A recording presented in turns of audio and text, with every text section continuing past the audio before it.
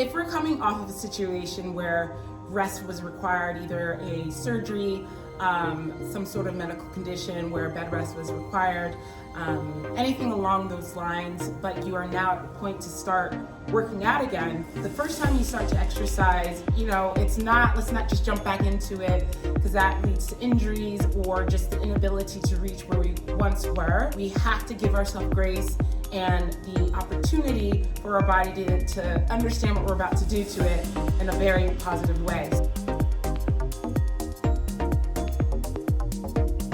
The first one is called inchworm, and there's multiple ways of performing this. I'm going to show you the more fundamental, functional way, and that way you can assess how you are feeling literally head to toe. You have your feet hip width apart, and what you're going to do is we're hip hinging, so we're going to bend at our hips, not at our back, but at our hips. Our hips are going to go directly backwards, and we're going to go as far as we can, and if we can reach the floor, that's awesome. If not, then I am okay with a slight bend in the knee, but it's all about the hinge. So I'm not squatting to do this, not that. It is a hinge, and then we can have a slight bend in that knee to reach the ground, okay? So again, hip hinge back to feel good stretch, back part of your legs, hamstring area. And then I'm gonna get to my toes, and I'm gonna literally inch my way forward. It's not a race, because again, this is an assessment. I wanna see how I'm feeling, like so. And the key is, I'm going to keep my heels on the ground when I'm doing this. I don't want this at all. I'm gonna be in a position where my heels remain on the ground. And here I am at my length, and then I'm gonna inch my way back. Like so, to my toes, and then nice and easy, come all the way up, all right?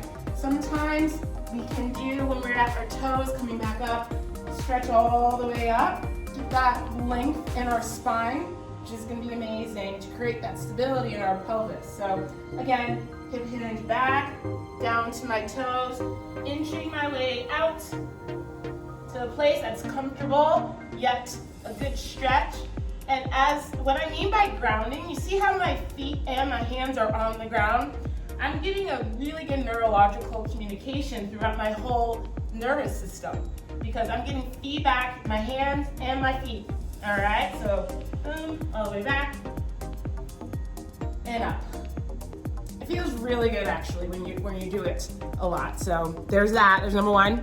I have this padding here just to protect my delicate legs, but you don't have to have one, or you can do it on a soft surface like carpets. All right, so I'm in what we call a half kneeling position. So I am, let me show you from the side, knee down directly underneath my hip, and my foot is flexed up. If this is difficult, I'm okay with that flat little presentation, no problem, but if we can get here, amazing. We're gonna use, this is called a dowel. Donatello made this super famous.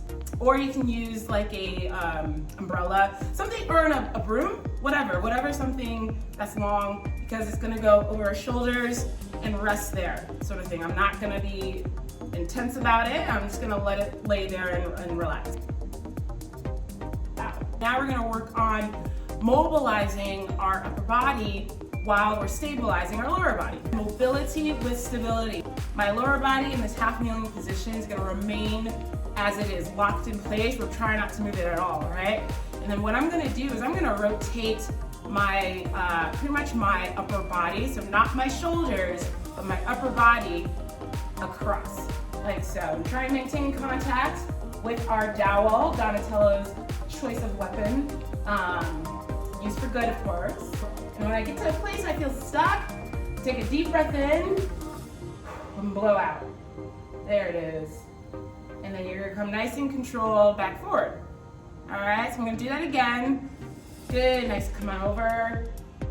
Deep breath in, blow out. See how I can get farther when I take that deep breath? That's what we want, nice and relaxed through that process. So of course you're gonna do it on both sides. And then I would do like 3 on each side, but again, this is the time to assess yourself and be with yourself in sense of like, oh, I'm really tight this way. So let me do this a little more times to the right than to the left. All right, so there's exercise number 2, super simple. Number 3, let's see. All right.